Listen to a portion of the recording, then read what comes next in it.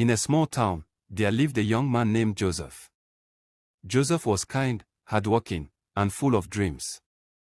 But life had not been fair to him. He had no family wealth, no big job, no car.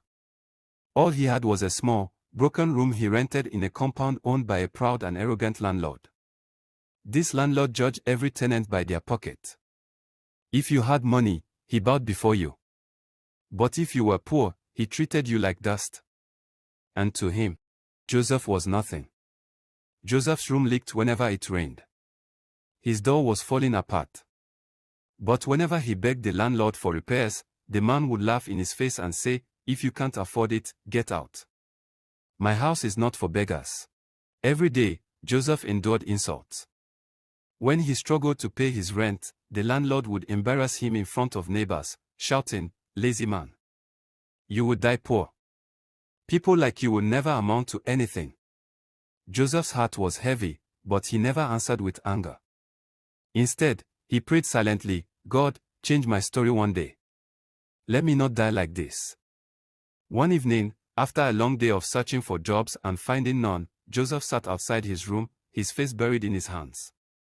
His closest friend, Emeka, walked in and saw him. "Joseph, don't give up," Emeka said softly. "I know someone in the city who is looking for workers for a big construction contract. Let me speak for you.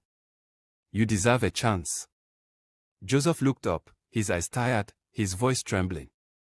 "Brother, I have no strength left. I've knocked on so many doors, but all I hear is no, but if you can help me, I will try again." The next week, Emeka introduced Joseph to a contractor. At first, they didn't take him seriously. His clothes were old, his shoes were worn out. But after seeing his honesty, his intelligence, and his hunger to work, they gave him a chance. That one chance changed everything. Joseph poured his sweat, his tears, and his heart into that contract. He worked day and night, proving himself over and over. And soon, the small job turned into a bigger one.